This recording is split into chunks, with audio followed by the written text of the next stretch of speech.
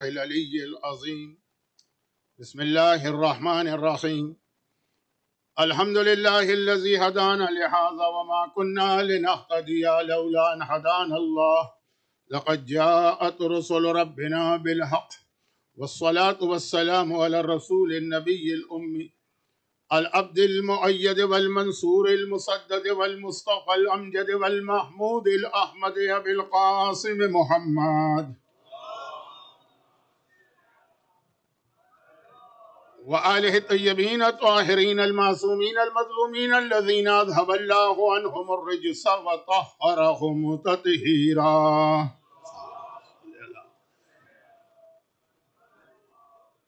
سيما على بقية الله في الأرضين أجل اللهم له الفرج ولعنة الله على أعدائهم أجمعين. أما بعد، وقد قال الحكيم في كتابه الكريم: بسم الله الرحمن الرحيم.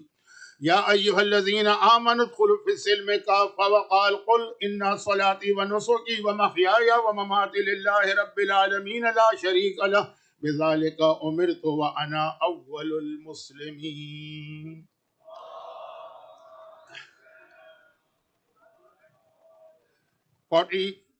فورٹین 48 ہجرہ کے ایام ازاں کی آج وہ مجلس ہے کہ 2 سال پہلے یورپ میں ایک جگہ بلکہ لندن میں یہی تاریخ کی مجلس تھی اور اس میں اتفاق سے ایک ایسا سبجیکٹ ڈسکس ہو گیا جو بہت زیادہ پسند کیا گیا، جبکہ میری مجلسیں تو اتنی پسند نہیں کی جاتی، اور نہ صرف یہ کہ بہت زیادہ پسند کیا گیا بلکہ یہاں بھی 1-2 نہیں کئی مومنین نے کہا کہ مولانا وہ جو آپ نے 4 محرم کو وہاں پہ گفتگو کی تھی وہ بہت اہم ہے، اسی کو یہاں بھی ریپیٹ کر دیجیے۔ اب وہ پوری مجلس تو ممکن نہیں ہے، لیکن جو ان لوگوں نے دیکھیں 1-2 آدمیوں کے کہنے سے تو ہم اپنا سبجیکٹ یا ٹاپک چینج نہیں کر سکتے، اگرچہ جو بھی ان کی ریکویسٹ ہوتی ہے اس کا اپنا ایک رسپیکٹ اور احترام ہے، لیکن بہرحال ہمارا ایک سبجیکٹ چل رہا۔ لیکن جو بات انہوں نے کہی تھی وہ اس لیے بہت اہم ہے، ایک نہیں کئی لوگ، وہ اس لیے بہت اہم ہے کہ کل رات کو جو میں نے 448 ہجرہ میں نجف اشرف کے حوزہ علمیہ کے فاؤنڈیشن کی بات کہی تھی، اس سے اس کا بہت گہرا تعلق ہے، لیکن اب آج نہیں 1-8 دن کے بعد اس پہ تھوڑی سی بات ہوگی۔ یہ میں نے اس لیے کہا تاکہ مزید کوئی پریشر مجھ پر ابھی نہ آنے پائے۔ اب آئیے مجلس کے شروع میں 2 باتیں میں پھر ایسی عرض کر دوں کہ جس کا تھوڑا بہت تعلق میری کل کی مجلس سے، although میں جانتا ہوں کہ یہاں کوئی Q&A سیشن اسی لیے ہوتا ہے کہ مجلسوں میں جو چیز انکمپلیٹ رہ جاتی ہے یا جس کو مزید ایکسپلین کرنا چاہیے اور میرے ذہن میں بات نہیں ہو تو مومنین اپنے سوال کے ذریعے اس کو پوچھ لیں، لیکن یہ 2 باتیں ایسی تھیں کہ یہ خیال کرتے ہوئے کہ تقریباً بہت بڑی ایک تعداد مومنین کی کربلا کی زیارت کے لیے بس روانہ ہی ہونے والی ہے، کچھ تو روانہ ہو گئے، بس یہ 1-8 دن ہی ہے اس میں یہ لوگ، باقی جو لوگ ہیں وہ بھی چلے جائیں گے، اور اس کا کچھ تعلق، یہ 2 باتیں نہیں 2 باتیں بیان کرنا ہے، لیکن پہلی بات کا اس سے بہت ہی شارٹ میں اس لیے میں کہہ رہا ہوں بہت شارٹ میں کہ جس سبجیکٹ سے ریلیٹڈ یہ بات ہے وہ میرے زندگی کا بہت پسندیدہ موضوع، اور اس پر ایک جملہ میری زبان پہ آتا ہے تو میں بالکل اپنا ٹاپک چینج کر دیتا ہوں، مجھے پتہ بھی نہیں چلتا کہ میں کہاں سے کہاں چلا گیا۔ یعنی ہمارے وہ مراجع کے جن کی قربانیوں کے نتیجے میں آج ہم اور آپ ان معنوں میں صاحب ایمان یہاں بیٹھے ہیں، تو بہت مختصر، کسی نے بات تو لمبی کہی لیکن ایک بہت مختصر میں اس کا جواب دے رہا ہوں کہ جب کل کی بات آئی تھی کہ نجف اشرف میں ہمارے ہر مومن کی خواہش کہ وہ نجف اشرف میں دفن ہو، پہلی میت بھی وادی السلام کے قبرستان میں اسلام آنے کے بعد مولا نے اس صفی صافی کی دفن کی، جس کا اب تو ماشاءاللہ بہت ہی شاندار روضہ بن چکا ہے۔ لیکن ہمارے علماء اور مراجع جن کی تو ساری زندگیاں نجف میں گزری ہوتی، ہر مومن کی یہ خواہش ہے چاہے وہ دنیا کے کسی علاقے میں رہتا ہو، تو جس کی ساری زندگی وہیں پہ گزری، آپ حالات علماء کے حالات میں دیکھیں، کہ کئی ایسے بڑے بڑے مرجے گزرے ہیں جو نجف سے 1 گھنٹے کے لیے بھی کہیں جانے کو تیار نہ تھے سوائے اس کے کہ کسی روضے پہ جانا، کہ ایسا نہ ہو کہ ہم 3 گھنٹے کے لیے کہیں گئے اور وہاں ہماری موت ہو جائے اور ہم نجف میں دفن ہونے سے محروم ہو جائیں۔ تو خیر اب یہ بالکل ایک الگ موضوع ہے جو زیارت میں ہی زیادہ اچھا لگتا ہے۔ جب میں زیارت کے کسی گروپ میں جاتا ہوں تو نجف میں بات ہوتی ہے۔ خلاصہ یہ ہے کہ سینکڑوں علماء وہاں دفن، اور جب میں علماء کی بات کر رہا ہوں تو میرا اس وقت مطلب عام عالم نہیں ہے، حجت الاسلام لیول کے عالم بھی نہیں ہے، آیت اللہ لیول کے عالم بھی نہیں ہے، آیت اللہ العظمیٰ۔ لیکن اب اصل میں تو ہم زیارت کے لیے گئے ہیں مولا متقیان کی، اتنا وقت تو نہیں ہوتا ہے، تو بہت ہی اہم 3-4 میں چیزیں بتا دوں۔ کل میں نے عرض کیا تھا کہ مرحوم آیت اللہ خوئی، ان کے شیعیت پر احسانات، اور آج بس یہ یاد رکھیے گا کہ آج جو آیت اللہ العظمیٰ آغا سیستانی کا رول ہے وہ سب آغا خوئی کی وجہ سے۔ اس جملے کی تشریح نہیں کرنا چاہتا، بات بدل جائے گی۔ ان کی قبر چونکہ اسی روضے کے اندر ہے، جو کمرے بنے ہوئے ہیں، روم بنے ہوئے ہیں، 5 منٹ لگتے ہیں لوگوں کو جانے میں۔ بہت ہی امپورٹنٹ میں چیزیں بتا رہا ہوں کہ میرے اعتبار سے اسی طریقے سے مرد حضرات جہاں سے انٹری لیتے ہیں روضے میں، جو قبلے کی طرف کا دروازہ ہے، باب قبلہ، جب اس سے آپ انٹر ہو رہے ہوں گے تو آپ کے رائٹ سائڈ پر اسی دروازے کے اندر شیخ مرتضیٰ انصاری، اگر ان کو گریٹسٹ مرجع آف شیعت ہسٹری نہ بھی کہا جائے تو ٹاپ 5 کے اندر ہیں۔ اور اگر اللہ ان کو پیدا نہ کرتا اس ٹائم پر جب یورپ کے اندر انڈسٹریل ریولوشن آ رہا تھا، تو آج اتنے بڑے بڑے آپ کو پرابلم فیس کرنا پڑتے، بلکہ شیعت ایک مذاق بن جاتی۔ جس طرح سے بہت ہی ایکسٹریم قسم کے تکفیری لوگوں کے فتوے ایک جوک بن کے آپ کے سامنے آتے ہیں، جو وہ فتوے دیتے، یہی ہم پر بھی گزرتی۔ اگر شیخ مرتضیٰ جیسا عظیم مرجع نہ ہوتا، میں ایک جملے میں بھی ان کا انٹروڈکشن نہیں کرانے چاہتا ہوں، ورنہ میرا موضوع رہ جائے گا، اور آج سے چونکہ صف کا ماتم بھی شروع ہو رہا ہے تو مجلس کو بالکل وقت پہ ختم کرنا۔ تو ایک یہ قبر ہے، یہ مرد حضرات جہاں سے انٹری لیتے ہیں، باب قبلہ، قبلے کی طرف سے جو آپ انٹر ہو رہے ہیں، صحن میں جانے سے پہلے جو دروازے سے انٹر ہوئے، اور اب یہ پیسیج ہے تھوڑا سا، اس میں یہ قبر آپ کو لیفٹ سائڈ پہ ملے گی۔ خواتین کو تو یہاں سے نہیں جانے دیتے، لیکن کبھی کبھار سم ٹائم جب خواتین زیارت کر کے باہر آتی ہیں تو باہر آتے وقت تو پھر جینٹس اور لیڈیز کا دروازہ، لیڈیز کا تو نہیں لیکن جینٹس کے دروازے سے بہت سی عورتیں نکل آتی ہیں۔ 2 نمبر 3، یہ جو قبلے والا دروازہ، اس کے بالکل اپوزٹ جو دوسرا دروازہ ہے، دروازے سے میری مراد زری روم والا دروازہ نہیں، حرم سے ایگزٹ، بالکل ایسا ہی سملر، بلکہ جہاں سے مسلسل میتیں آتی رہتی ہیں، ڈیڈ باڈیز، اور آپ دیکھتے ہیں کہ وہاں نماز جنازہ ہوئی، مولا کی زری کا طواف کرایا، پھر وہیں سے لے گئے، جس کا نام ہے باب توسی۔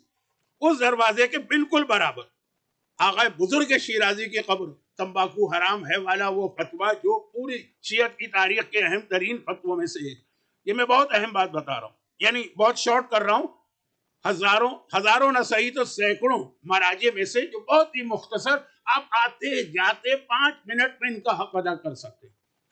اور پھر یہ ہے کہ ہم سارا سال جو اعمال کرتے ہیں، تو سب سے زیادہ اہم کتاب ہمارے ہاتھ میں آج کل مفاتیح الجناں، حتیٰ انڈیا اور پاکستان میں بھی جہاں پہلے تحفۃ العوام اور دوسری کتابیں تھیں، اور گجرات میں جہاں پہلے مجموعہ کے نام سے ایک گجراتی کتاب ہوتی تھی، اب سب آہستہ آہستہ مفاتیح الجناں کے اوپر آ چکے ہیں، اور تقریباً سارے دنیا میں اعمال اسی کتاب سے کرائی جاتی ہے۔ شیخ عباس قمی کا ایک احسان ہے ہم اور آپ پر پورا سال، چاہے آپ شب قدر کے اعمال کریں، چاہے آپ ابھی اعمال عاشورہ کریں، تو خیر خلاصہ یہ کہ ان کی قبر، وہی مرد جہاں سے آتے ہیں باب قبلہ، جیسے ہی باہر نکلیں گے صحن میں پہنچیں گے، صحن یعنی انٹر ہوں گے صحن میں، تو رائٹ سائڈ پہ پہلا کمرہ، اس پہ نام بھی لکھا۔ بس یہ مختصر ہو گئی بات، آخری 2 چیزیں سن لی، اور وہ یہ ہے کہ 2 قبریں ایسی جو بہت ہی اہم ہیں، لیکن وہ حرم سے باہر، بہت دور نہیں، بالکل حرم کے بالکل سامنے، یعنی مولا کا حرم، حرم سے میری مراد وہ زری روم نہیں ہے، جو باہر کے بڑے دروازے جہاں پہ سیکیورٹی وغیرہ چیک کر کے باڈی سرچ کر کے آپ کو اندر جانے دیتے ہیں۔ 2 بہت اہم ہیں، ایک آغا محسن الحکیم کا روضہ بہت اہم ہے، قبر بہت اہم ہے، اور وہ وہی ہے جو قبلے والا دروازہ ہے، اس کے بالکل سامنے آپ کو گرین ڈوم نظر آئے گا، اس کے لیے یہ وہی راستہ ہے جو آگے آغا سیستانی کے گھر کی جانب جاتا ہے۔ تو خیر خلاصہ یہ کہ وہ بہت اہم ہے، ان کا رول، ان کی قربانیاں، 72 تو ان کے خاندان کے نوجوان سارے علماء ایک دن میں شہید کیے گئے۔ بہت بہرحال زیادہ بس روکتا ہوں، آغا محسن الحق وہ دفن ہیں اپنے ہی گھر کے اندر، حرم کے اندر دفن نہیں، اپنے ہی گھر میں دفن، کیونکہ پورے نجف کو وادی السلام مانا جاتا۔ جیسے ابھی آیت اللہ العظمیٰ شیخ اسحاق فیاض کی وصیت تھی کہ مجھے میرے گھر میں دفن کیا جائے جہاں پر میں نے ساری زندگی اجتہاد کا درس دیا۔ بہت اہم وہ جگہ ہو جاتی خیر۔ اور اسی طرح آخری بات ذرا لمبی ہو گئی ہے، ٹائم ویسے ہی کم ہے، سبجیکٹ تو تقریباً میرا ابھی شروع بھی نہیں ہوا اور آدھا اشرا گزر رہا ہے، لیکن جلدی سے یہ بات کہہ دوں تاکہ جو لوگ آج کی مجلس تک ہیں اور کل سے وہ زیارت پہ چلے جائیں گے، کافی لوگ تو جا چکے ہیں لیکن جو بھی آخری اور آپ جو بعد میں کبھی جائیں گے، اگر اس سال نہیں جا رہے ہیں، 40 میں جائیں گے، نیکسٹ ایئر جائیں گے، یہ 4-5 یاد رکھیے گا۔ اور آخری جو ہے وہ یہ ہے کہ وہ جو میں نے بتایا کہ باب قبلہ کے بالکل ایگزیکٹ جو دوسرا دروازہ ہے جہاں سے وادی السلام لوگ جاتے ہیں، وہیں پر آپ بالکل اسٹارٹنگ میں جو پہلی بلڈنگ ہے وہ مسجد جس کا نام ہے مسجد توسی، اس میں شیخ توسی کی قبر، 2 قبریں ہیں اگر آپ اندر گئے ہوں گے، اور سب وہاں سے گزرتے ہیں۔ وادی السلام کے قبرستان میں ہر مومن جاتا ہے زیارت کے لیے، سب وہاں سے گزرتے ہیں، لیکن اگنور کر کے آگے بڑھ جاتے ہیں، شاید یہ سمجھ کر کہ یہ کام سی مسجد ہے، بہت اہم مسجد۔ فاؤنڈر آف حوزہ علمیہ نجف شیخ توسی وہاں دفن ہے، اور ان کے برابر میں سید مہدی بحر العلوم۔ ہمارے مراجع میں 2 ہی مرجع ایسے ہیں جن کے بارے میں یہ کہا جاتا ہے کہ یہ جب ان کا دل چاہتا تھا زمانے کے امام سے ملاقات کر لیا کرتے۔ ویسے امام نے ہر مرجع سے ملاقات کی، لیکن فرق ہوتا ہے، ایک ہے کہ امام خود آ کے ملاقات کرے، مرجع کی مرضی نہیں چلے گی، یہ توہین کا لفظ نہ بنے۔ اور 2 ایسے مرجع ہیں کہ جب ان کا دل چاہتا تھا وہ امام کی خدمت میں پہنچ جاتے تھے، ان میں ایک مقدس سے اردبیلی جو مولا کے پائنتی دفن ہے، اور دوسرے یہ سید مہدی بحر العلوم۔ مقدس سے اردبیلی اور علامہ ہلی مولا کے اتنے قریب دفن ہے کہ وہاں تو ہر مومن پہنچ ہی جاتا، خواتین کو تو وہاں نہیں جانے دیتے۔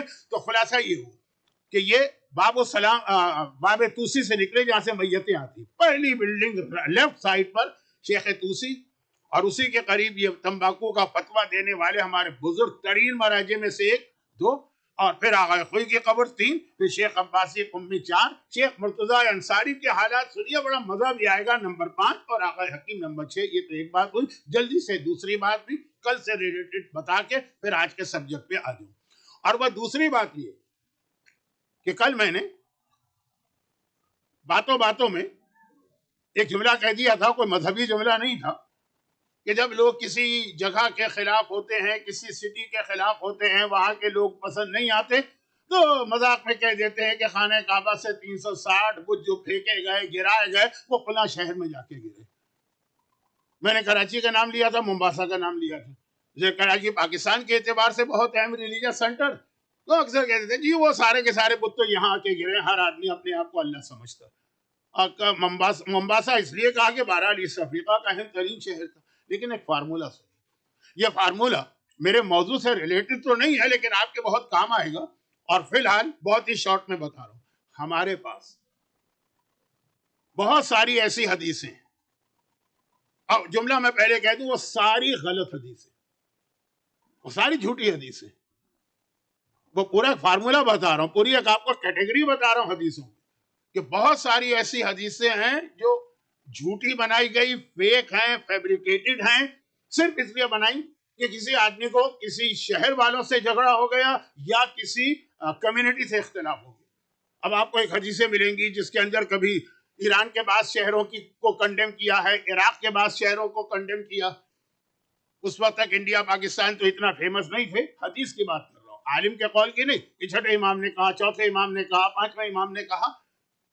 سٹیز کو کنڈیم کیا کہ یہ شہر بہت برا۔ صرف ایک بغداد کے بارے میں کچھ کہا جا سکتا ہے لیکن وہ ایک الگ ٹاپک ہے، بغداد کو چھوڑ دو شہر۔ اور دوسرا بعض کمیونٹیز کو کرد برے ہیں اور فلاں عرب برا ہے یا فلاں قبیلہ برا ہے اور فلاں الگ، یہ سب اختلاف، یہ ساری حدیثیں جو ہیں وہ ساری کی ساری فیک، اور اس لیے بنائی گئی۔ بھائی آپ کو معلوم ہے نا کہ حدیث بنانا یہ بہت بڑی ایک اس زمانے کی انڈسٹری تھی ایک، بھائی انڈسٹری آدمی کیوں لگاتا ہے؟ اپنا گھر چلانے کے لیے نا. تو باقاعدہ طور پر جھوٹی حدیثیں بنائی جاتی تھی، کیونکہ اس وقت، اب یہ آج بیٹھ کر میں 1300 سال پہلے کی بات آپ کو بتاؤں، ینگسٹر تو سمجھ بھی نہیں پائیں.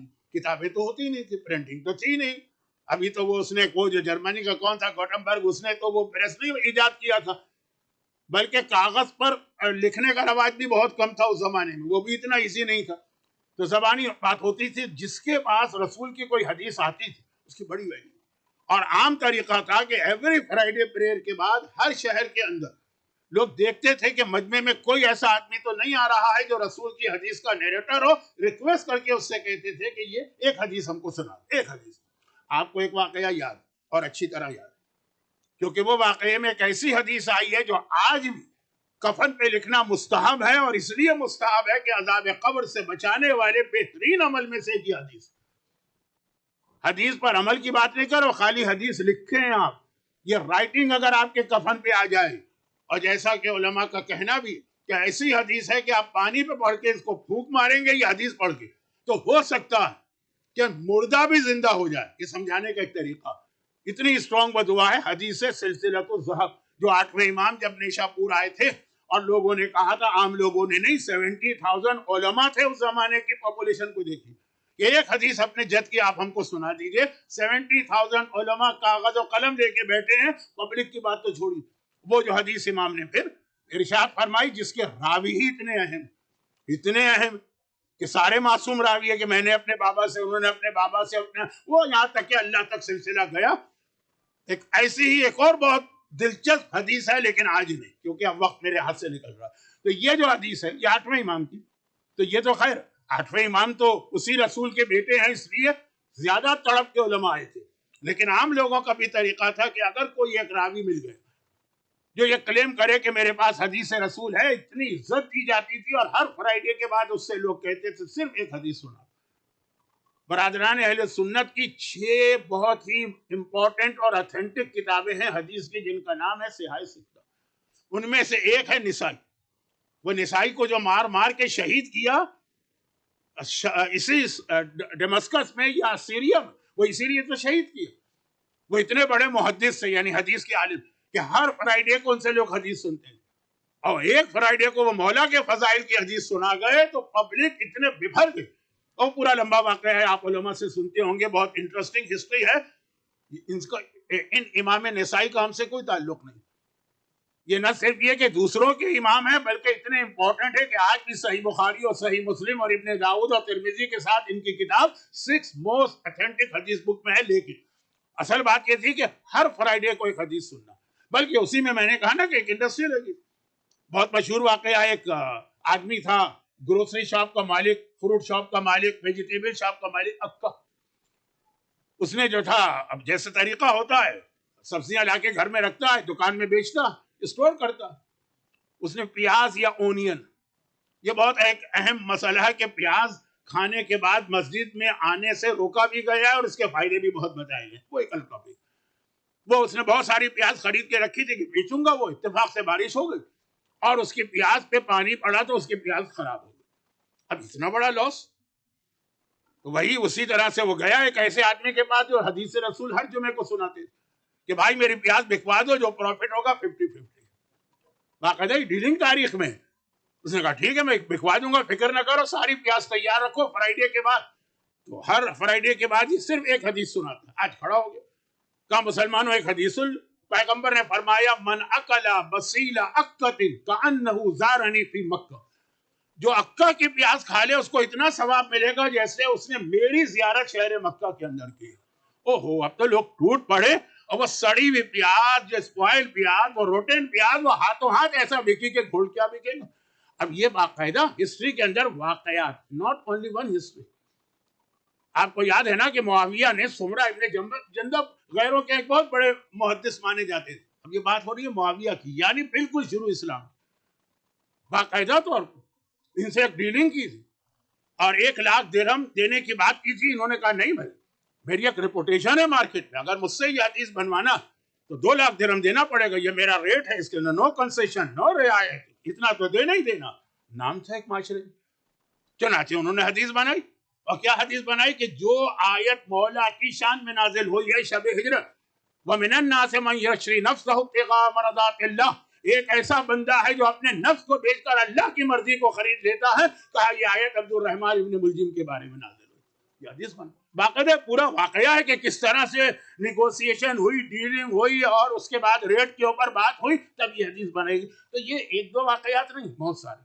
اس میں یہی کہ ہمارا اختلاف ہو گیا، مثلا ہمارا اختلاف ہو گیا خواجہ کمیونٹیز، ہم نے ایک حدیث بنا دی خواجوں کے خلاف. ہمارا اختلاف ہو گیا مثلا ممباسا والوں سے، ہم نے ایک حدیث بنا دی ان کے خلاف. تو اب یہ ایک عام اس زمانے کا ٹرینڈ تھا. اور چونکہ پیغمبر کا نام آتا تھا، لوگ معصوم لوگ، بھولے بھالے لوگ.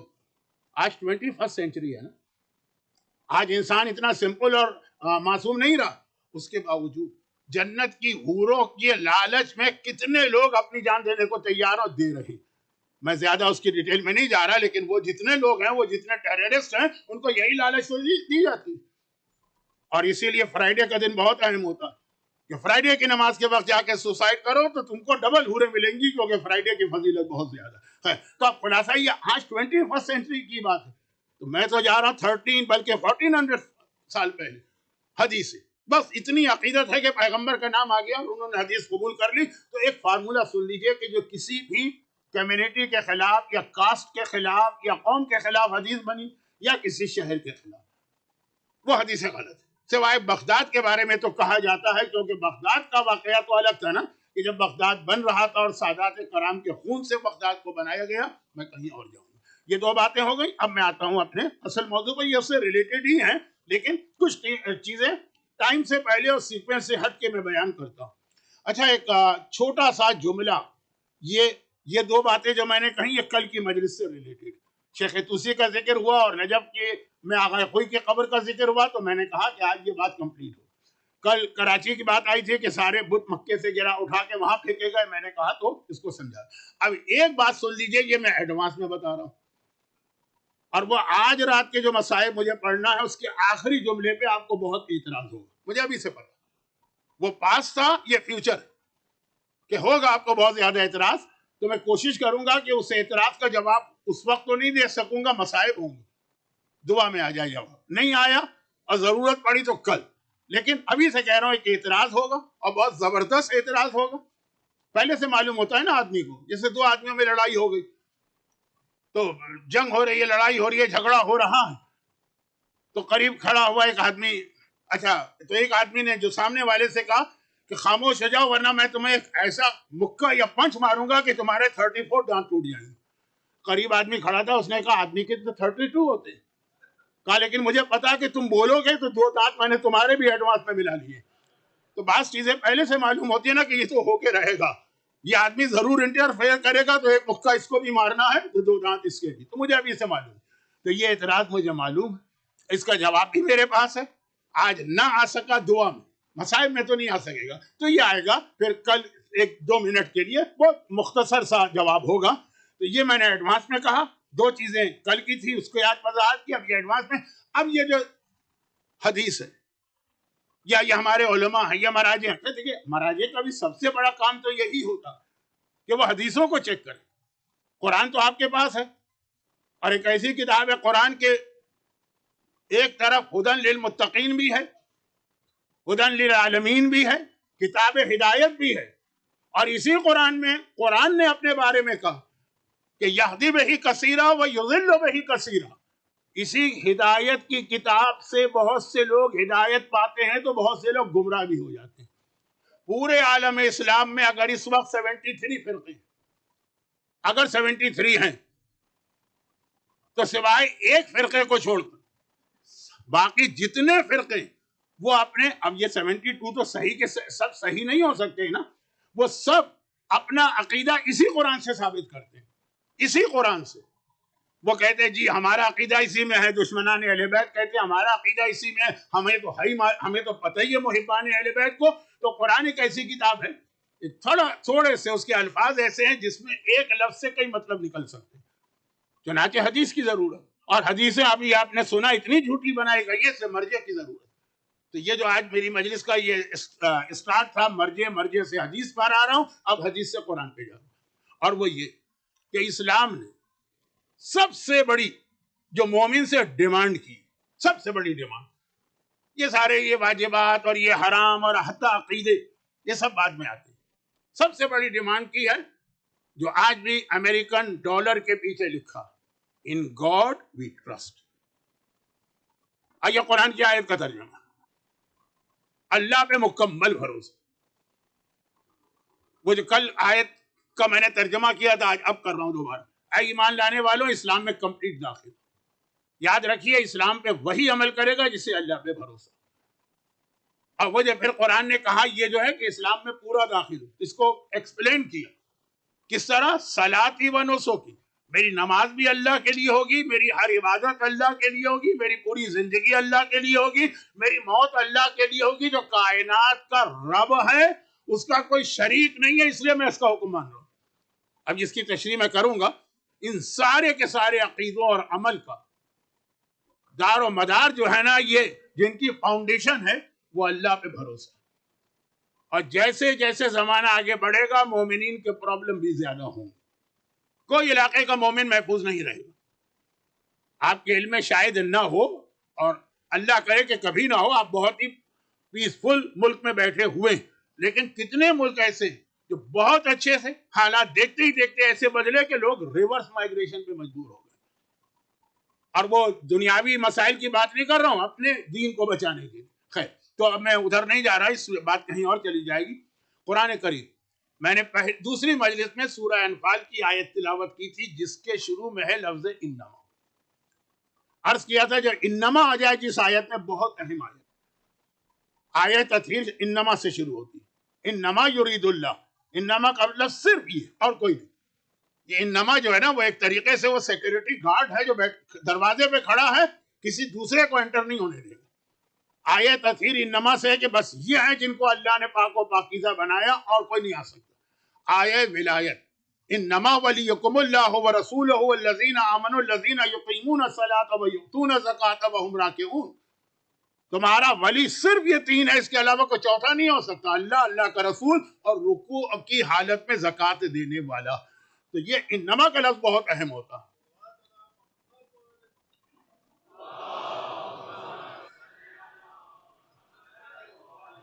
ایک جملہ یہاں پہ یہ بات آ گئی ہے تو اس میں عرض کر دوں، کیونکہ کل کی مجلس کے آخر میں جو ایک حدیث آئی تھی، یہ جملہ اس کو مزید واضح کر رہا، اور وہ یہ ہے کہ ایک اعتراض ہوتا ہے ہم لوگوں کو کہ آپ لوگ یہ حدیث پڑھتے ہیں، یہ روایت پڑھتے ہیں کہ آپ کے مولا نے حالت رکوع میں زکوٰۃ دی، اور واقعہ پڑھتے ہیں کہ وہ ایک فقیر آیا مسجد میں اور لوگوں سے مدد کی ہیلپ اور مدد مانگتا رہا، کسی نے توجہ نہ دی، پھر علی نے اس کو حالت رکوع میں زکوٰۃ دی۔ دوسری طرف آپ یہ روایت پڑھتے ہیں کہ علی اپنی نماز میں اتنا زیادہ اللہ کی طرف کنسنٹریٹ ہوتے تھے، دنیا کی خبر ہی نہیں ہوتی تھی کہ پاؤں میں تیر لگے اور تیر نہیں نکالا جائے، تو رسول نے کہا جب علی نماز پڑھ رہے ہیں تب یہ تیر نکالنا، علی کو ذرا سا پین بھی نہیں ہوگا کہ وہ اس دنیا میں نہیں ہوگا۔ آپ کہہ رہے ہیں یہ دو روایتیں آپ پڑھتے ہیں تو کنٹراڈکشن نہیں۔ ایک طرف آپ کہتے ہیں کہ علی اللہ کی طرف اتنا زیادہ متوجہ کہ دنیا کی یہ خبر تک نہیں ہے کہ پاؤں سے تیر کھینچ لے اور پتہ ہی نہیں چلتا، تکلیف ہی نہیں ہو رہی، جبکہ اس سے پہلے جب علی نماز میں نہیں تھے، جب کبھی بھی وہ ڈاکٹر نے تیر نکالنا چاہا تو بڑی شدید تکلیف ہوئی۔ تو کہا ایک طرف آپ علی کی یہ نماز بتاتے ہیں، اور دوسری طرف آپ علی کی وہ نماز بتاتے ہیں کہ ایک فقیر آ کے بھیک مانگ رہا ہے، علی نے اس کی باتیں سنی اور اس کو زکوٰۃ کب دی؟ جب اس کی آواز سنی ہوگی نا، اس کی فریاد جو کمپلین کر رہا ہے وہ اللہ سے۔ روایت میں یہی تو ہے نا کہ وہ آیا، اس نے سب سے مانگا، کسی نے نہیں دیا، اس نے آسمان کو دیکھا، خدا بندہ تیرے گھر میں آ رہا ہوں، تیرے نام پہ مانگ رہا ہوں اور خالی ہاتھ جا رہا ہوں۔ تو اس کا مطلب یہ کہ علی تو پوری دنیا کی آوازیں سن رہے۔ اب یہ دشمنان اہل بیت اور عام کسی جاہل قسم کے دشمن اہل بیت کا اعتراض نہیں ہے، فخر الدین رازی امام کہلاتے ہیں، اور تفسیر ان کی آج تک ایک کلاسیکل تفسیر ہے غیر شیعوں کے پاس۔ انہوں نے اسی آیت میں جو ابھی میں نے تلاوت کی، اسی کی تفسیر میں لکھا کہ بس پتہ یہ چلا کہ یہ شیعوں کی بنائی ہوئی حدیث ہے کہ علی نے حالت رکوع میں زکوٰۃ دی، غلط۔ اور اس کا جو جواب ہمارے علماء نے دیا، میں ایک نام لے رہا ہوں جو آپ لوگ نہیں جانتے ہوں گے، لیکن اردو مجالس میں تو ختم ہو رہی ہے نا اردو مجالس، ڈرائنگ اسٹیج پر ہے۔ تو اب یہ اردو مجالس جو ہیں اس کا سب سے بڑا جو آج تک اسپیکر یا اوریٹر گزرا ہے شمس العلماء مولانا سبط حسن، کچھ نہیں بتا رہا، صرف نام لیا۔ انہوں نے بھی اس کا ایک جواب دیا اور بہت مشہور جواب ہو گیا بعد میں۔ انہوں نے کہا کہ نہیں، یہ اعتراض غلط ہے، پوری روایت یہی تو ہے جو ابھی میں نے پڑھی کہ وہ مانگتا رہا، کسی نے نہیں دیا تو اس نے اللہ سے کمپلین کی، اے خدا تیرے گھر میں آیا ہوں اور تیرے نام پہ مانگ رہا ہوں اور کوئی نہیں دے، تو علی نے اس کو انگوٹھی دی۔ کب بس یہ معاملہ حل ہو گیا۔ واقعاً علی کی نماز ایسی ہوتی ہے کہ حالت نماز میں وہ اس دنیا ہی میں نہیں ہوتے۔ اور بھی واقعات ہیں نا، سلمان فارسی گھبرا کے گئے شہزادی کونین کے پاس، کہا کہ غضب ہو گیا، غضب ہو گیا، ایسا لگ رہا ہے میرا مولا جو ہے وہ دنیا سے رخصت ہو گیا، موت آ گئی ہے۔ بالکل اس طرح سے کھڑے ہیں جیسے کوئی درخت کھڑا ہوتا ہے، ذرا سا ہل بھی نہیں رہا۔ شہزادی نے کہا نماز پڑھ رہا ہوں۔ یہ حالت علی کی نماز میں ہوتی، دنیا کی خبر ہی نہیں ہوتی۔ چونکہ مولا کا ذکر آ گیا اس لیے میں ذرا سا اس کو لائٹ موڈ میں نہیں کہنا چاہتا ہوں، ورنہ آج ہمارے یہاں کتنے ایسے نمازی ہیں کہ نماز بھی پڑھتے ہیں، فٹ بال کا میچ بھی سن رہے ہوتے ہیں۔ کتنے گول ہو گئے؟ 3 گول ہوئے کہ 4 گول ہوئے؟ ہمارے انڈیا پاکستان میں کتنے ہی ایسے نمازی ہیں، نماز بھی پڑھ رہے ہیں، کون سا اوور چل رہا ہے، T20 کا آخری اوور ہے، کتنے رن باقی، سب کچھ ان کو پتا۔ ہمارے یہاں کتنی عورتیں کہ نماز بھی پڑھ رہی ہوتی ہیں، ساس بہو کا ڈرامہ بھی سن رہی ہوتی ہیں، اچھا بہو نے کیا کہا تو ساس نے کیا کہا۔ ہم انسان ہیں، کان ہیں ہمارے، آنکھ تو ہے نہیں کہ آنکھ کے اوپر تو کرٹن نے ہمیں بند کر لیا، کان تو بند نہیں ہوتے۔ لیکن یہ بھی بہت ایکسٹریم پر پہنچا دیا میں نے بات کو۔ ویسے ہیومن نیچر بھی ہے کہ تھوڑا توجہ تو ہٹے گی، ہم ویسی نماز تو نہیں پڑھ سکتے نہ، اللہ ہم سے وہ ڈیمانڈ کر رہا ہے۔ دیکھیں بہت سختی سے ایک چیز سے روکا گیا، اس کے بھی بہت سارے واقعات ہیں، ادھر چلا جاؤں گا، آج کا موضوع رہ جائے گا۔ اور وہ یہ کہ کئی جگہوں پہ یہ کہا گیا کہ خبردار، اسلام کا ایک اصول کیا ہے کہ پیروی کرو، فالو کرو امام کو، بلکہ امام کو امام کہتے ہی اسی لیے کہ وہ لیڈ کرتا ہے، ہم فالو کرتے ہیں۔ لیکن آپ کے پاس ایک لسٹ آئی جہاں پہ اسلام نے کہا لیکن ہر چیز میں فالو نہ کرنا، بہت سی چیزیں تمہارے لیے نہیں ہیں، فالو کرو گے نقصان اٹھاؤ گے۔ دیکھیں بہت عجیب میں نے جملہ کہا کہ ہر چیز میں امام کو فالو نہیں کرنا، بلکہ آپ کو یاد ہوگا کیونکہ حجت الاسلام مولانا رضوی صاحب نے کئی بار یہ واقعہ پڑھا بھی ہے، واقعہ نہیں، نہج البلاغہ کے خطبہ، کہ ایک آدمی نے گھر چھوڑ دیا، درخت کے نیچے رہنے لگا، کھانا پینا چھوڑ دیا، بہت ہی سادہ روٹی، سوکھی روٹی اور بہت ہی سادہ لباس۔ جب مولا نے اس سے کہا کہ شیطان نے تجھے بہکا دیا، یہ نہج البلاغہ کا پورا خطبہ ہے، تو اس نے کہا میں آپ کو فالو کر رہا ہوں، آپ بھی تو یہی کرتے ہیں، کہا ہر چیز میں مجھے فالو نہیں کرنا، میری ذمہ داری الگ ہے، تمہاری ذمہ داری الگ۔ تو یہ ایک اصول ہے، نہ اسلام ہم سے یہ ڈیمانڈ کر رہا اور نہ ہی ہم یہ کر سکتے ہیں، تو اس لیے مولا کی ایسی نماز ہم نہیں پڑھ سکتے۔ ہمارے کانوں میں یقیناً فٹ بال کے میچ کی آواز بھی آئے گی، کرکٹ کے اوور کی آواز بھی آئے گی، مختلف ڈراموں کی آوازیں بھی آئیں گی، تو ہم سے یہ کہا بھی نہیں جا رہا ہے کہ مولا۔ شہزادی نے کہا کہ لوگوں کو لگ رہا ہے کہ لوگ علی مر گئے نہیں وہاں پہنچے۔ اب یہ جواب دے رہے ہیں اور سنیے جواب، اگر آپ کی توجہ رہے گی تو مزہ بھی آپ کو آ جائے گا، اور جو کل رات کا میرا میسج تھا نا وہ اس جملے سے کمپلیٹ ہو جائے گا۔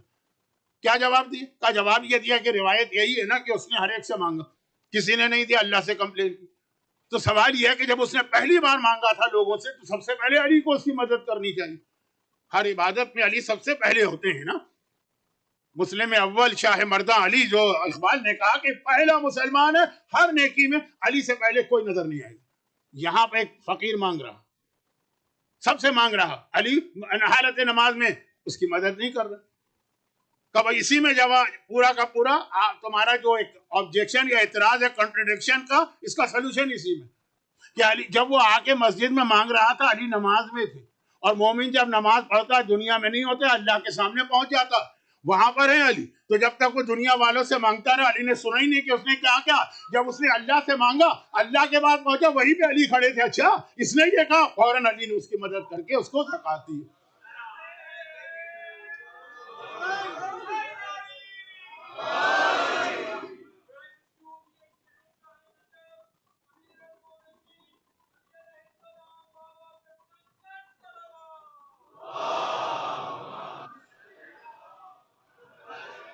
اب جہاں یہ مولا کی ایک فضیلت بنی، وہاں یہ نماز کی اہمیت بھی بتا رہی کہ نماز کا مطلب جو کل حدیث تھی کہ الصلاۃ معراج المومن، نماز کا مطلب ہے کہ آپ اللہ کے پاس پہنچ گئے، اور جب پہنچ گئے ہیں تو اتنا قریب پہنچ گئے، آپ کو ایک چانس ملا ہاں، یہاں تو یہ ایسا نہیں ہوتا ہوگا ویسٹرن کنٹریز کے اندر، لیکن ہمارے یہاں تھرڈ ورلڈ میں بہت ایسا ہوتا ہے کہ آدمی کو کہ کوئی اس کی اپلیکیشن ہے یا وہ کوئی چیز گورنمنٹ سے چاہتا ہے، کوئی اس کو اجازت ہی نہیں دے رہا ہے، تو اگر پرائم منسٹر یا چیف منسٹر یا کوئی بڑا منسٹر کہیں سے وزٹ کر رہا ہے اور یہ اس کے قریب پہنچ گیا، فوراً وہ جیب سے کاغذ نکال کے ان کو دے دیتا کہ ویسے تو چانس نہیں ملتا، کوئی اس سے ملنے بھی نہیں دیتا۔ نماز اسی چیز کا نام، کیا پہنچ گئے اللہ کے بعد، اب وہ وقت ہے۔ اسی لیے بعض علماء ایک جملہ کہتے ہیں جو بہت مشہور ہو گیا اور ہے، لیکن 30 سیکنڈ کا جملہ، اس کو ریپیٹ کر دوں۔ اسی لیے بعض علماء کہتے ہیں کہ جیسے آپ کو کوئی ایسا پرابلم ہو جاتا ہے جس میں ایمرجنسی سروس آپ کو چاہیے، تو کہیں 000 ڈرائل کرتے ہیں، کہیں 999، سعودی عرب میں 998 ہم کو حج میں یاد کراتے ہیں، ایک نمبر ہوتا ہے نا ایمرجنسی نمبر، اس کو آپ ڈائل کریں گے تو فوراً کال ہوگی کہ ایمبولینس چاہیے، کہ فائر بریگیڈ چاہیے، کہ کیا چاہیے۔ اللہ کا بھی ایک ایمرجنسی نمبر کہ جس وقت آپ کو ایسا کوئی پرابلم پیش آ جائے فوراً ڈائل کریں 24434، اور آپ کا فوراً کانٹیکٹ اللہ سے ہو جائے گا۔ وہی سوال ہوگا جو یہاں آپریٹر پوچھتا ہوگا جب آپ ایمرجنسی نمبر ڈائل کرتے ہیں، وہ پوچھتا ہوگا کہ آپ کو کیا ہیلپ چاہیے، کیا چیز بھجوائی جائے آپ کے گھر میں، ایمبولینس کے، پولیس کے، فائر بریگیڈ کے۔ تو یہ نمبر آپ ڈائل کر دیں اور سمجھے ڈائریکٹ آپ اللہ سے کانٹیکٹ میں آ گئے، ایمرجنسی سروس، فوراً اپنی حاجت پیش کر دیجیے۔ 24434، 2 مانے فجر کی 2 رکعت نماز، 4 مانے ظہر کی 4 رکعت نماز، دوسرے 4 کے مانے عصر کی 4 رکعت نماز، تیسرے 3 کے مانے ہے مغرب کی 3 رکعت نماز، آخری 4 کے مانے عشاء کی 4 رکعت نماز۔ اس نمبر کو ڈائل کرنا سیکھ لیجیے صحیح طریقے سے، تو آپ دیکھیے گا کتنے بڑے بڑے پرابلم سالو ہو جاتے ہیں۔ اور پھر یہ ہے کہ بعض جگہ پہ ایک ایکسٹینشن بھی ہوتا ہے، ایمرجنسی سروس میں ایکسٹینشن نہیں ہوتا، لیکن مزید اس میں آپ ڈال دیں 11 نماز شب، تو گویا تو آپ نے بالکل ہی واقعاً اس طرح اللہ کو کال کر لیا کہ مسئلہ آپ کا فوراً حل ہوگا۔ لیکن اس کی ایک شرط، ایک کنڈیشن ہے اس کی۔ یہاں ایمرجنسی کی میں نے مثال دی، اس میں کوئی کنڈیشن نہیں، لیکن اس میں ایک کنڈیشن، وہ یہ کہ پورے یقین کے ساتھ ڈائل کرنا یہ نمبر، یعنی اللہ سے جو مانگو، دعا کی پہلی شرط یہ ہے کہ تمہیں اللہ پہ پورا ٹرسٹ ہونا چاہیے، پورا بھروسہ ہونا چاہیے۔ اگر تم شک کے عالم میں دعا مانگو گے، یہ مانگ تو رہا ہوں، پتہ نہیں اللہ اسے قبول کرے، پتہ نہیں قبول نہ کرے، دعا کا اثر وہیں ختم ہو جائے گا۔ یہاں تک روایتوں میں ہے کہ نہیں کہ دعا کرنے کے بعد اس کا فائدہ بھی مومن کو مل گیا، لیکن جب اس کو پتہ چلا کہ اچھا یہ والی دعا تھی، اس نے کہا یہ اس کا اتنا فائدہ، فوراً جو فائدہ ملا تھا واپس ہو گیا۔ سورہ الحمد کی تفسیر میں علماء یہ واقعہ پڑھتے ہیں نا، امام کا واقعہ، عام آدمی کا نہیں، کہ وہ ہاتھ پیرالائز ہو گیا، اس کا شل ہو گیا۔ جو دعائے مشروع مولا نے ہم کو دی ہے وہ اسی نوجوان کے لیے تو دی جس نے اپنے باپ کو فزیکلی بیٹ کیا تھا، تو اللہ نے ایسا عذاب بھیجا تو شل ہو گیا۔ وہ آ گیا امام کے پاس، مولا سارے علاج کرا لیے لیکن کوئی فائدہ نہیں ہوا۔ امام نے کہا میں ٹھیک کرتا ہوں، اس کا ہاتھ لیا، کچھ پڑھ کے پھونکا، ٹھیک ہو گیا۔ وہ خوشی کے عالم میں چلا گیا، اتنا اس وقت ایکسائٹمنٹ تھا۔ جب گھر گیا، دوستوں سے ملا، سب نے کہا رے سارے ڈاکٹر کہہ چکے ہیں امپاسبل ہے، کیسے ٹھیک ہو گیا؟ کہا وہ امام کے پاس گیا تھا، انہوں نے کوئی دعا پڑھی تھی، ٹھیک ہو گئی۔ لوگوں نے کہا تو کیا امام سے تم نے پوچھا نہیں کہ کیا دعا پڑھی تھی؟ آئندہ کام آئے گا، دوسروں کو بینیفٹ ملے گا۔ اس نے کہا اس وقت تو میں اتنا خوش تھا اور ایکسائٹڈ تھا کہ اس طرف میری اٹینشن گئی نہیں۔ وہ فوراً واپس آئے۔ چھٹے امام کا واقعہ ہے، فرزند رسول یہ آپ نے کون سی دعا پڑھی تھی بتا دیجیے تاکہ دوسروں کو بھی اس کا بینیفٹ ملے۔ امام نے کہا میں نے تیرے ہاتھ پہ الحمد کا سورہ پڑھا تھا۔ اب یہ الحمد کا سورہ تو صبح شام پڑھتا تھا، ہر نماز میں پڑھتا تھا، فاتحہ میں پڑھتا تھا، الحمد تو ہر ایک کو یاد۔ اس نے کہا اچھا بس یہ والے سورے کا اتنا فائدہ ہے؟ وہ تو سمجھ رہا تھا پتہ نہیں کون سی ایک اسپیشل دعا امام نے بتائی ہوگی جو دنیا میں کسی کو نہیں پتا۔ یہ جیسے ہی یہ کہا اس کا پرابلم واپس آ گیا۔ امام نے کہا یہ ٹھیک نہیں ہو سکتا، تو نے اللہ پر ٹرسٹ کھو دیا، تو نے اللہ کے اوپر جو ہے شک ظاہر کیا۔ تو یہ جو میں ابھی بات کر رہا تھا کہ آپ پرابلم، مسائل، پریشانیاں، اللہ پہ بھروسہ کریں، لیکن بھروسہ کریں یقین۔ اور یہاں پر صرف اس لیے کہ کچھ ایسا میرا سبجیکٹ بن گیا ہے کہ اس سے یہ واقعہ بالکل کنیکٹ ہو رہا ہے، اس لیے وہ واقعہ پڑھ رہا ہوں، شاید آپ نے مجھ سے پہلے سنا بھی، لیکن آپ کہیں گے مولانا اس واقعے کی بات کر رہے ہیں، آپ کی تو پوری مجلس ہم نے پہلے سنی ہوئی ہے، ہم کو پہلے سے پتہ چل جاتا ہے کہ آپ کیا کہنے والے۔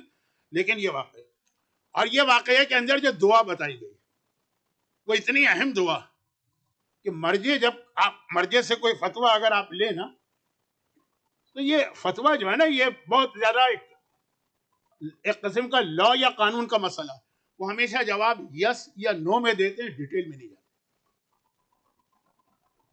لیکن یہ والا فتویٰ جب پوچھا گیا آغا سیستانی سے، انہوں نے نو میں جواب دینے کے بعد پھر یہی والی دعا کوٹ کر لی کہ اس دعا کو سامنے رکھو. اور یہ ایسا نہیں ہے کہ کوئی خاص اسپیشل خط ان کے پاس گیا، یہ ان کی مشہور کتاب A Code of Practice for Muslims Living in the West کے اندر موجود. سوال ان کا پہلے تو جواب تو وہی جو مرجع کا طریقہ ہے کہ نو اٹس ناٹ الاؤڈ، اور اس کے فوراً بعد انہوں نے پھر یہ والی دعا کوٹ کی. وہ ایک نوجوان نے کہا تھا نا، اس وقت تو بہت زیادہ یہ رواج تھا کہ اسٹوڈنٹ آتے تھے تو کوئی کیجول قسم کے جاب کرتے تھے، تو کسی سپر مارکیٹ میں وہ جاب کر رہا ہے جہاں اس کو شراب بھی بیچنا پڑ رہی، تو اس نے پوچھا کہ کیا پرمیشن ہے، تو وہ تو معلوم ہے کہ نو. لیکن اس نے کہا میرے پرابلم ہے، میری ایسی حیثیت نہیں کہ میں یہاں رہ کے اس طرح ایجوکیشن حاصل کروں. تو پھر انہوں نے اور دعا تھی، مولا کی بتائی ہوئی دعا تھی، لیکن یہی جو میرا سبجیکٹ ہے نا اس سے ریلیٹڈ. پھر بھی بات آج ذرا پھیل گئی ہے، لیکن کل سے اس کو میں ذرا سمیٹ لوں گا. بڑی راتیں آ جائیں گی کل سے، تو غم کی وہ راتیں جس میں براہ راست ہم خاندان اہل بیت کے ایک ایک شہید کو یاد کریں گے. یمن کے بادشاہ کا واقعہ، یمن کا بادشاہ، اچھا پرانے زمانے میں 4-5 بادشاہتیں بہت بڑی تھی. اس زمانے کی سپر پاور تھی یمن. کیا کوئن شیبا، ملکہ سبا، بلقیس، جو ہمارے عربی میں بلقیس ہے، انگریزی میں شاید اور شیبا ہے، کوئن شیبا. بہت بڑی سویلائزیشن، بہت بڑی طاقت تھی دنیا. ایک حضرت سلیمان نبی جیسا جو ایک ہدہد پرندے نے آ کے ان کو اطلاع دی تھی، تو ان کے دل میں شوق پیدا ہوا.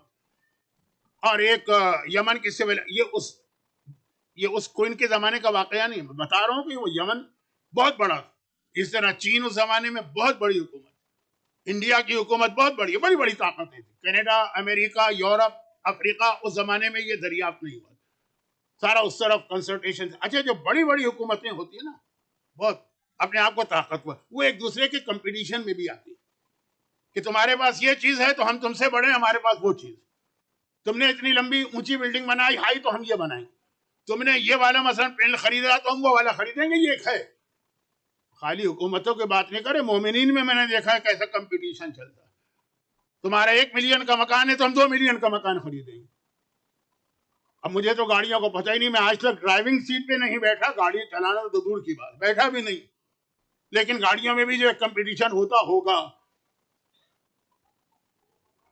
نہیں، اب تو بہت خطرناک جملہ میری زبان پہ آ رہا تھا، میں رک گیا. ارے نظر و نیاز، فاقہ شکنی، حضرت عباس کی حاضری، اس میں کمپٹیشن ہوتا. پہلے تو خالی عاشورے کے دن دال چاول کھلا دیے جاتے تھے. نہیں، ہم بہت بڑے ہیں تو ہم تو نہاری کھلائیں گے، تو ہم اس سے بڑے ہیں تو ہم بریانی کھلائیں گے، تو ہم اس سے بڑے. اب ان میں سے جن کی نیتیں ٹھیک ہے، نیت تو اللہ جانتا ہے نا، میں بڑے سے بڑا مرجع بھی نہیں کہہ سکتا. لیکن جہاں یہ جذبہ آ جائے کہ وہاں وہ ہے تو ہمارے یہاں یہ ہوگا. اسی طرح سے حضرت عباس کی حاضری پہلے کتنی سمپل ہوتی تھی. میں ذرا سا موضوع سے ہٹ گیا ہوں، لیکن وقت بھی مجھے دیکھنا، ٹائم. تو خلاصہ یہ ہے کہ یہ انسانوں میں ایک نگیٹو جذبہ ہے، کبھی یہ پازیٹیو بھی بن جاتا ہے اس کی وجہ سے اگر انسان ترقی کرے. لیکن باہر آئے تو عام آدمیوں میں بھی یہ ہے، مومنین میں بھی یہ ہے، عزاداری میں بھی یہ ہے، نظر و نیاز میں بھی یہی سلسلہ. اور جو پاکستان کے مومنین کچھ یہاں پہ بیٹھے ہوں گے ان کو پتا ہے کہ ذاکری میں بھی یہی کہ تم نے اگر 5 لاکھ والا ذاکر بلایا تو ہم 10 لاکھ والا بلائیں گے. اب یہ کمپٹیشن ہو رہا ہے یہاں پہ. تو اب نیتیں اللہ بہتر جانتا ہے، لیکن جہاں پہ اس آدمی سے میں بات کر رہا ہوں، پبلک سے بات نہیں کر رہا ہوں کہ آپ اس کو اس طرح کنڈیم کریں، لیکن وہ اپنی نیت چیک کر لیں.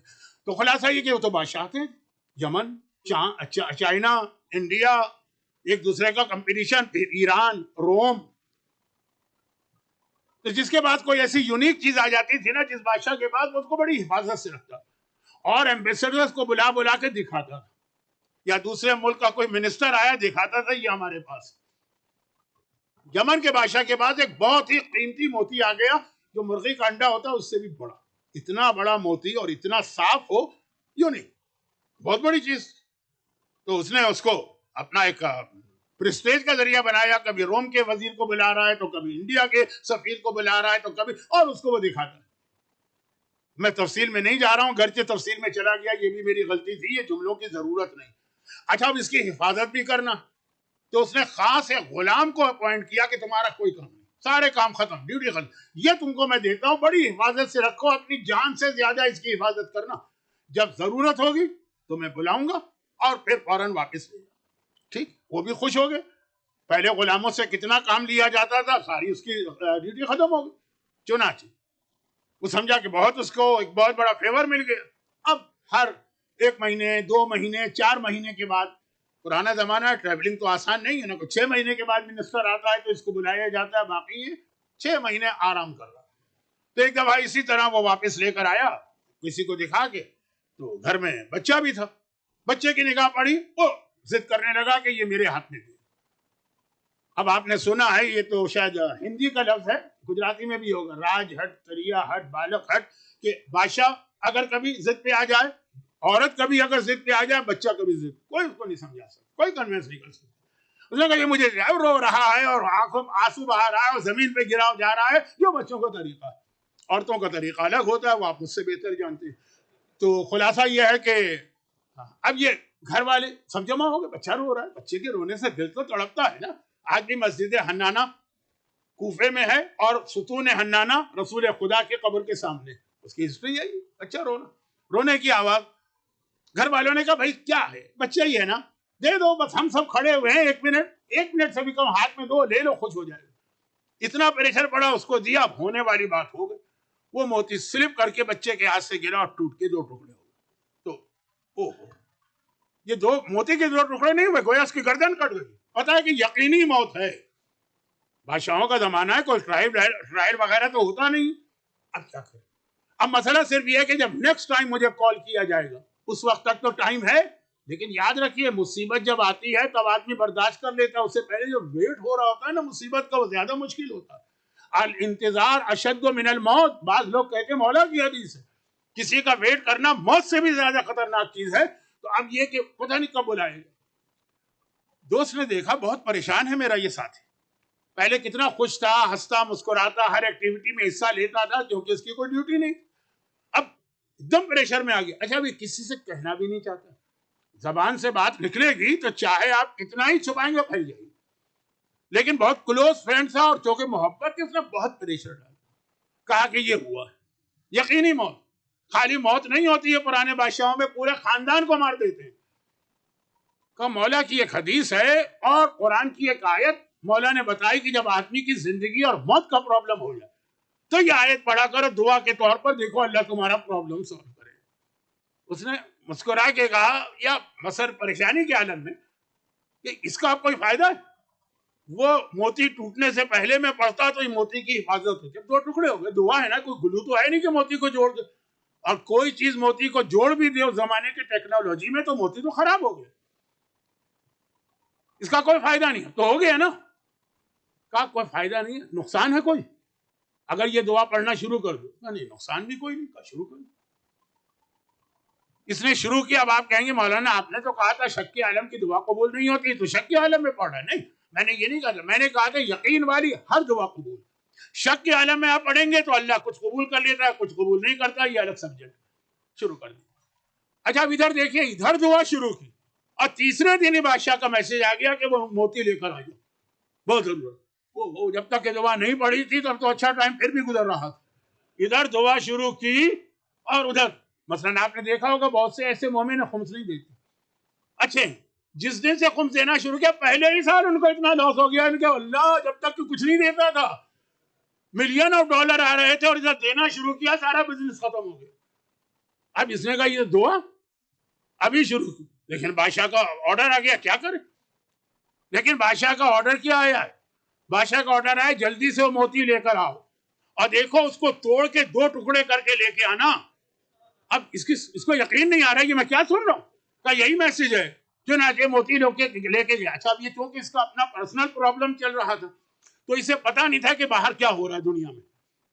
وہ پرانا زمانہ ہے, ورنہ تو آپ کو کوئی چیز نہیں بھی سننا ہے واٹس ایپ آپ کو سنا دے گا, میسج آپ کے پاس آ جائیں گے. اس وقت تو ایسا نہیں ہے نا. پتا چلا بادشاہ کی ایک ہی بیٹی اور اس سے اس کو بڑی محبت, اور وہ بیمار پڑ گئی, اور ایسی بیماری کہ اس کا علاج تھا ہی نہیں. بادشاہ ہے, دنیا بھر کے ڈاکٹر بلا لیا, کوئی فائدہ نہیں. انڈیا کا ایک ڈاکٹر آیا, انڈیا کی میڈیکل سائنس پہلے بہت زیادہ ترقی پہ. اس نے دیکھا, ایک اردو کا ایک کہاوت ہے, آپ شاید سمجھ نہ پائیں لیکن میں کہہ دیتا ہوں, اس نے دیکھا شہزادی کو بالکل مرنے کے قریب، پہلے ہنسا پھر رویا. اردو میں کبھی کہا جاتا ہے فلاں چیز ہنسا پھر رویا.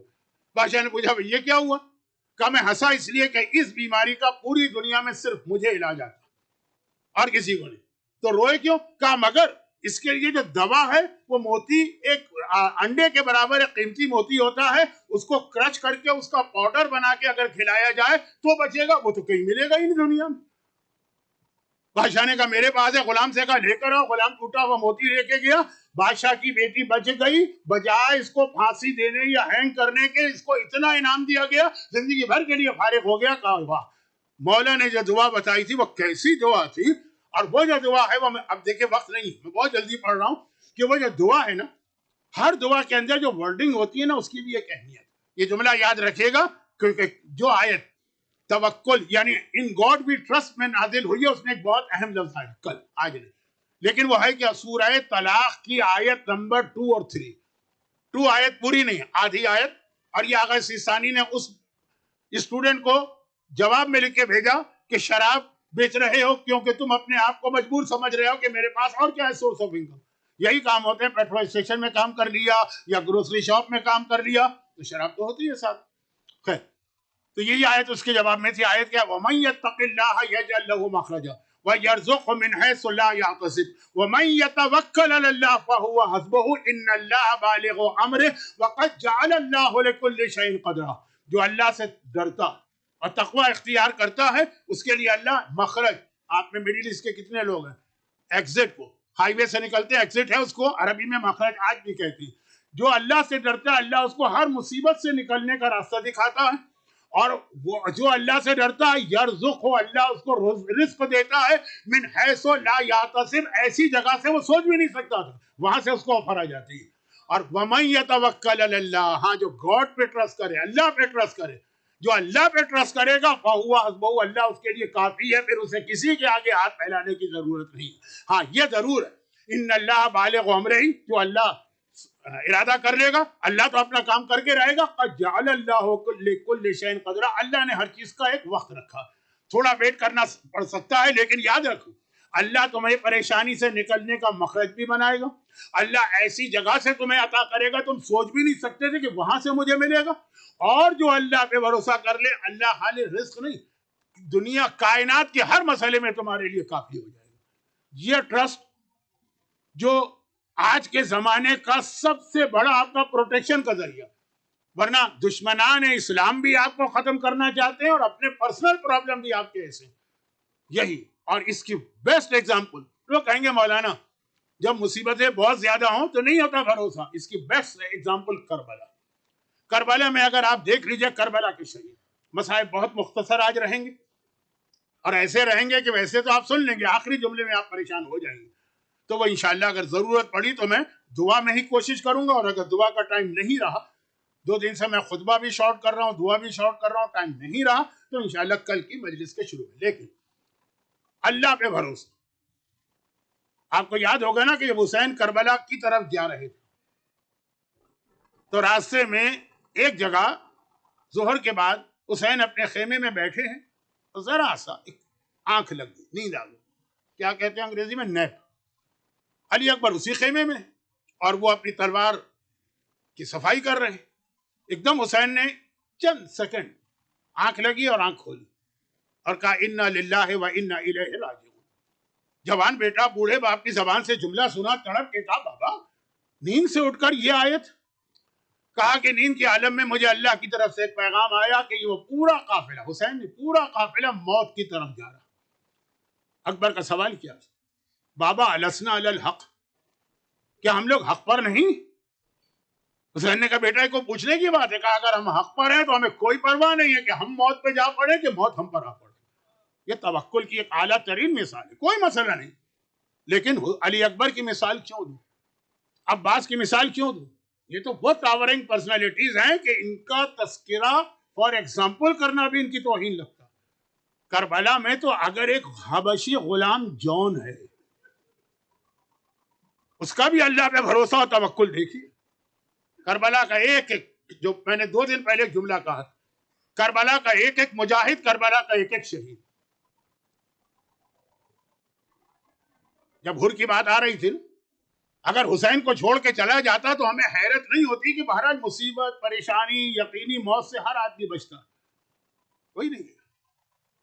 مرد تو مرد، عورتوں تک کی آپ توکل کی، یعنی اللہ پہ بھروسے کی. توکل کا لفظ ذرا سا آپ کو کنفیوز کرے گا. اللہ پہ بھروسہ اعلیٰ ترین منزل ہے. کربلا کا میدان رول ماڈل ہے ہمارے اور آپ کے لیے. رو بھی، آنسو بھی بہاؤ، اور اس کے بعد یہ دیکھو بھی کہ اس سے سب سے بڑا میسج تمہیں کیا مل رہا. اصحاب امام کے حالات کے سلسلے کی آج یہ آخری گفتگو. کل حبیب ابن مظاہر کی بیوی کی بات آئی تھی، اس کا توکل دیکھا، میں مٹی کھا کے گزارا کر دوں گی.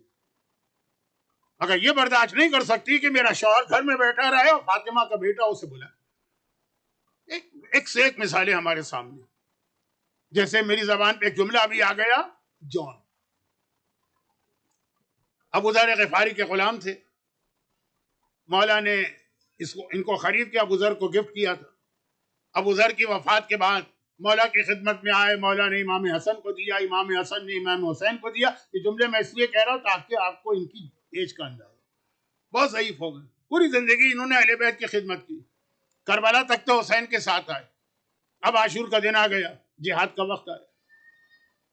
بوڑھا جان ہے لیکن ایک مرتبہ آگے بڑھا اور کہا فرزند رسول، میرے پاس صرف میری ایک جان اور زندگی ہے، وہ میں آپ پہ قربان کرنا چاہتا ہوں.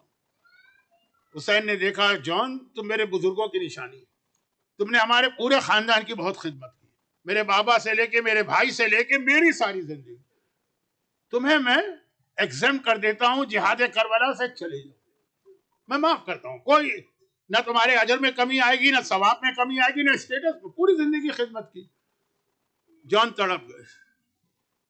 ان کے جو جملے ہیں اس کو اس طرح سے اگر میں اپنے الفاظ میں کہوں، تڑپ کے کہا کہ مولا یقیناً آپ صحیح کہہ رہے ہیں، میرا رنگ کالا ہے، میرا پسینہ بدبودار ہے، میرے خاندان کا بھی کچھ پتہ نہیں ہے، میں اس قابل نہیں ہوں کہ اپنی جان آپ پہ قربان کروں. وہ مولا نے سنا، کہا جان یہ تو نے کیا کہہ دیا. اگر یہ خیال تیرے ذہن میں آیا ہے جو سلمان کے فارسی کے ذہن میں بھی آیا تھا، لیکن کل کی بات ہے. مولا نے کہا جا، میں نے اجازت دی. اور جب جان زخموں سے چور ہو کے زمین کربلا پہ گرے تو آقا حسین جان کے سرہانے گئے ہیں، زمین پہ بیٹھے ہیں، جان کا سر اپنی گود میں لیا ہے، جان آخری سانسیں لے رہے ہیں. اس وقت تک حبیب ابن مظاہر زندہ تھے. جان نے مسکرا کے حبیب کو دیکھا اور کہا حبیب آج تو میں تجھ سے زیادہ خوش قسمت ہو گیا ہوں. فرزند رسول، جوانان جنت کا سردار، اور وہ میرا سر اپنی گود میں لے رہا. خالی سر نہیں، وہ جملہ آقا نے جان کے لیے کہا جو کربلا کے کسی شہید کے لیے نہیں کہا. کربلا کے کسی شہید، حتیٰ اپنے خاندان کے شہیدوں کے لیے نہیں کہا کہ جان کا سر حسین کی گود میں ہے. اور اللہ کو آسمان کو دیکھ کے حسین کہہ رہے اللہم بیض وجہہ، اے خدا اس کے چہرے کو نورانی کر دے اور اس کے بدن کو خوشبودار کر دے. جب چوتھا امام لاشیں دفن کرنے آیا تھا، ایک ہی لاشا تھا. میں توہین کے لیے نہیں کہہ رہا ہوں، لیکن ایک ہی لاشا تھا جس کے بدن سے ایسی خوشبو تھی کہ ایسی خوشبو تو بنی ہاشم کے جوانوں کے بدن سے نہیں اٹھ رہی تھی. یہ حسین کی دعا ہے. اب اللہ پہ توکل یا بھروسے کی ایک مثال سعید ابن عبداللہ کا واقعہ سنیں، جس کا آخری جملہ آپ کو پریشان تو کرے گا، لیکن بس میری بات ختم ہو. کل کی گفتگو سے کنیکٹ کر رہا ہوں. حبیب ابن مظاہر سے کہا کہ جاؤ اور جا کر ان سے کہو کہ نماز کی اجازت دے. بے حیائی سے جواب دیا یزیدیوں نے کہ تمہاری نماز قبول نہیں. کیا کرو گے نماز پڑھ؟ حبیب نے تو اپنی جان قربان کر دی. لیکن آقا حسین نے کہا کہ یہ لوگ اجازت دے کہ نہ دے، ہمیں نماز پڑھنا. اب نماز شروع ہو رہی. سعید ابن عبداللہ کربلا کے شہداء میں شاید سب سے بوڑھے تھے، اراؤنڈ 90. ایک مرتبہ وہ آگے بڑھے اور کہا کہ فرزند رسول آپ دیکھ رہے ہیں کہ میرے ہاتھ کانپ رہے ہیں. مجھے پارکنسن ڈیزیز ہوتی ہے، ہاتھ کانپ رہے ہیں. میں نہ تلوار اٹھا سکتا ہوں، نہ نیزہ اٹھا سکتا ہوں، نہ کمان اٹھا سکتا ہوں. اور میں سوچ رہا تھا کہ میں کربلا کا جہاد کیسے کروں. مولا مجھے ایک بہترین چانس مل گیا. آپ نماز پڑھائیں، میں آپ کے آگے کھڑے ہو کے آنے والے تیروں کو اپنے سینے پہ لوں گا. تلوار نہیں چلا سکتا، تیر نہیں چلا سکتا، اپنے سینے کو ایک ڈھال تو بنا سکتا ہوں. حسین نے نماز شروع کی، اصحاب امام نے نماز پیچھے پڑھی. سعید ابن عبداللہ آگے کھڑے ہو گئے. بوڑھا آدمی ہے، جسم کانپ رہا ہے، تیر اور تلوار کے قابل نہیں ہے، لیکن تیر روک سکتا. اچھا دشمنوں کا ٹارگٹ بھی حسین.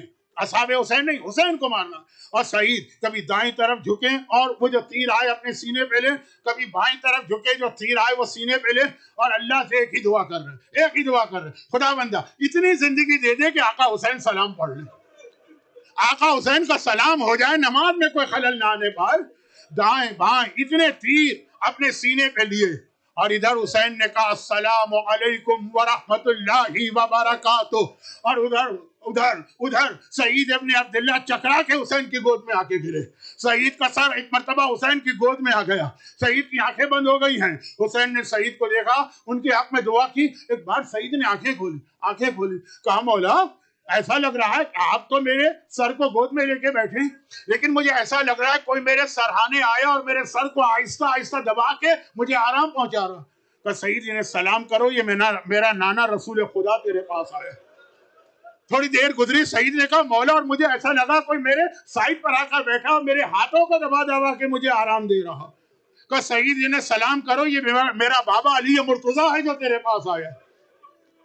थोड़ी देर गुजरी, सईद ने कहा मौला ऐसा लग रहा है कोई मेरे सीने पे हवा चल रहा है। सईद सलाम करो, ये मेरा बड़ा भाई हसन मुश्तबा आया है। और फिर आखिरी जुमला बड़ा अजीब था, मेरी बात खत्म हुई। थोड़ी देर गुजरी, सईद ने कहा मौला मुझे ऐसा लगा कोई मेरे पैरों के करीब आके बैठा। मौला ने कहा सईद पैर समेट लो, ये मेरी माँ फातिमा ज़हरा है जो तेरे पैरों के पास आके बैठ के तुझे दुआएं दे रही। अजरुकुम अल्लाह, अजरुकुम अल्लाह। खुदा बंदा ये शोहदाए करबला के इसार कुर्बानी का वास्ता, जिनका स्टेटस इतना बुलंद है कि शहजादी कौनैन उनके पांती आके बैठती। आपका स्टेटस भी कम नहीं है, आप मजलिस में आते हैं जहाँ आप जूते उतारते हैं वहां पे शहजादी आके बैठा करती है। जब आपका स्टेटस इतना हाई है तो सईद की बात ही कुछ और है। सईद करबला के लिए जान कुर्बान की, हम सबको भी सईद की तरह करबला वालों का ऐसा ही वफादार बना कि जिस कुर्बानी की हमें जिस वक्त जरूरत हो हम नाम हुसैन पे कुर्बानी दे दें। इन मोमिनीन और मोमिनात को हर परेशानी से महफूज फरमा, हाजतें पूरी फरमा, ज़हूर इमाम में ताजील फरमा। मातम हुसैन।